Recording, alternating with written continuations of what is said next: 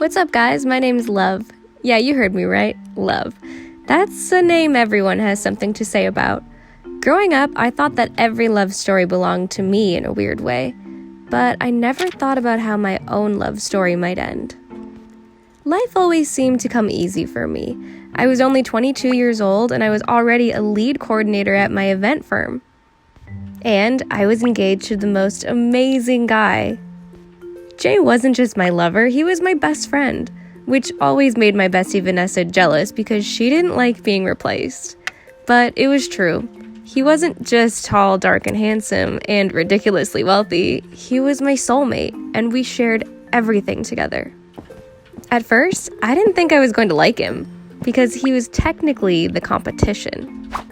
See, Jay just inherited Celebrations Global from his father, which is the biggest event production firm in the world. The company had been in Jay's family since the early 1900s, and apparently they had some big secret for its success. Once Jay and I started dating, though, our friends called us a power couple. And it wasn't long before we wanted to partner up. For life. That's how Jay put it when he proposed. We decided on Valentine's Day, the most romantic day, for our wedding. I asked Vanessa to be my maid of honor, and she helped me create the storybook wedding of the century.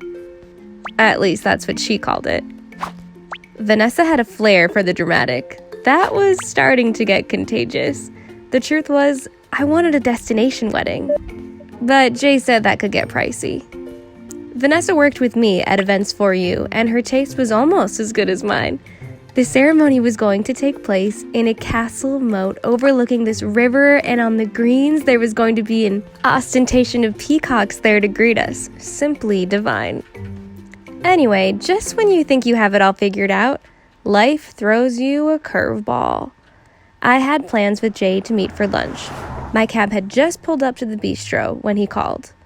"Hey babe, do you have a table?" I asked before he said hello. "No," he told me. There was this pause, almost like he was about to change his mind about something. "I'm not coming," he finally said. I still don't get it. I was yakking about getting takeout or meeting for dinner. Eventually he had to stop me. "I'm not coming to lunch or dinner.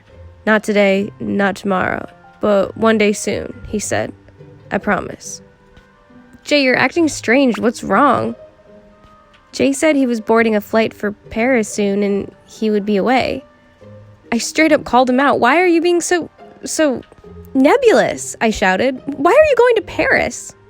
He promised me he would explain, but he had to go and he wouldn't be able to see me until our wedding day. And just like that, he hung up.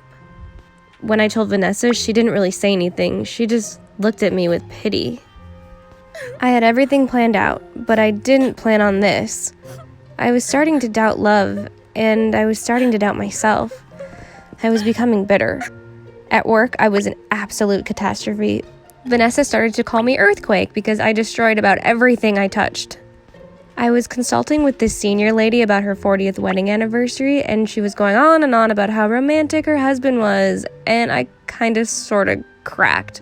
"Nobody believes in fairy tale Cinderella. How much food are you guys gonna eat?"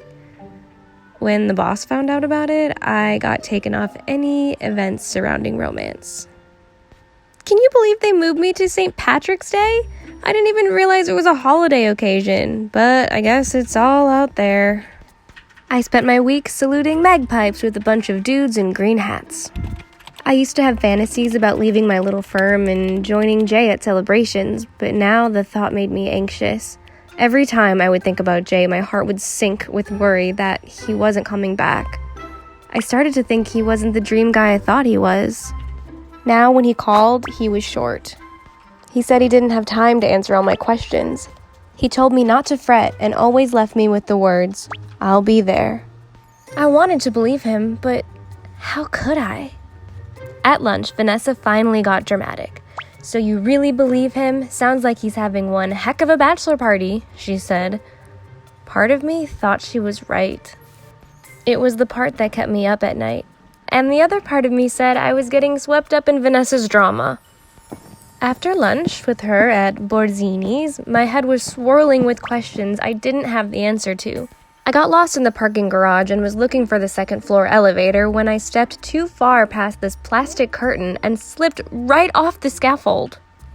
Suddenly, there was no ground underneath me, and I simply dropped. My life didn't exactly flash before my eyes, but I did have this feeling I was leaving something undone or unsaid. And then, I think I accepted my fate. I closed my eyes. My heart held its breath. And then, I felt his arms around me. The man holding me was wearing a hard hat and one of those bright orange vests, and I remember thinking he looked strange for an angel. He set me gently on the ground and asked if I was okay. And it was just then that I realized that I owed this man my life, that he had saved me. "What's your name?" I asked him. "Zane," he told me. He sounded like he could be a radio DJ on a soul station, and I wasn't surprised because he was so big and strong. And he had these gorgeous eyes that seemed to stare right through me. I was breathless for a moment, but when I finally snapped out of it, I said I had to see him again, to buy him coffee, to thank him for saving my life. When I was telling Vanessa all about him, she asked about Jay. Jay, oh my god, I totally forgot about Jay. To be honest, it was nice to forget about all the drama, and I convinced myself it was harmless. He saved my life, it was, the least I could do. But we felt a connection. We both did, I know it. I think it was because of what happened to me, what happened to us. It was truly profound. I felt beholden to him. I found myself giggling at everything he said. And soon we realized the place was closing, so we called it a night. Over the next few days, the more I thought about Zane, the more guilty I felt about thinking about him. It didn't help that Jay was away. I trusted him, but once in a while I wondered if I was a fool for doing so.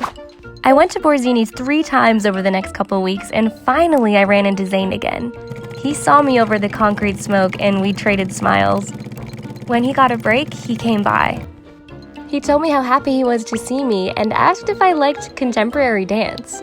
I thought he was kidding, but he wasn't. He told me that he knew this DJ that was going to be playing at this club tonight. And he said I should swing by and gave me this flyer for this DJ calling himself Mixmaster Chicken Leg, which sounded absurd. Anyway, I told Zane I couldn't make it. I didn't think I should be hanging out with all these new friends. I was about to be a married woman, right? Wrong, Vanessa said. She said that she thought that love hurts, and if Jay were running around in Europe, at least I could do was have a good time here. I couldn't get Zane out of my head. I threw away the flyer, but somehow it ended up out of Vanessa's trash and under the windshield of my car. Maybe Vanessa was right. Maybe I should enjoy myself. So I made up my mind. When I got to the club, I knew I was in the right place. Because Sir Chucksalot, or whatever his name was, had the place jumping. I spotted Zane breakdancing. The smile on his face was so wide, I couldn't help but laugh and join in on the fun. We couldn't hear each other, but we traded smiles once again and danced together that night. Later, we found a quiet spot to get a drink. And at one point, he put his arm around me. And he said he wanted to take me out on a date. And then he tried to kiss me, but I pulled away and excused myself. Zane came after me, and he said that he didn't want to ignore the feelings he was having for me. My heart was beating so fast, I found myself looking at his lips. I put my finger on them and told him that he should never be. I'm marrying another man, I said, finally confessing. So that's it? This is goodbye? He asked. I turned away and walked out into the rain. The truth was, I was in love. I just wasn't in love with him. I was in love with Jay. And just like that, I stepped into another fairy tale. I was waiting outside for my cab when a limo pulled up, and Jay got out. "Congratulations," he said. "You passed the test. Welcome to the family business." Jay apologized. "I didn't have a choice," he said. And then Zane appeared, and then Jay was paying him cash. It took me a minute to put it all together. I had to know if I could trust you. It was all part of my dad's will. Jay explained that anybody who marries into the business must be trusted completely, and all this was a big test of my fidelity. It was staged. Jay never went to Europe. Zayn was an actor. There was netting under the scaffold. The catch had been rehearsed, and the romance was all part of the charade. And now, I had my dream husband and my dream job. But Jay's surprise wasn't over. He said we had a flight to catch. I was going to have a destination wedding after all. And as it turned out, Vanessa was in on the surprise too, which was why she was acting so cray-cray. I knew you'd never crack, girl. Even though Jay and I were apart, we were still together. And that's when my faith in love grew even deeper.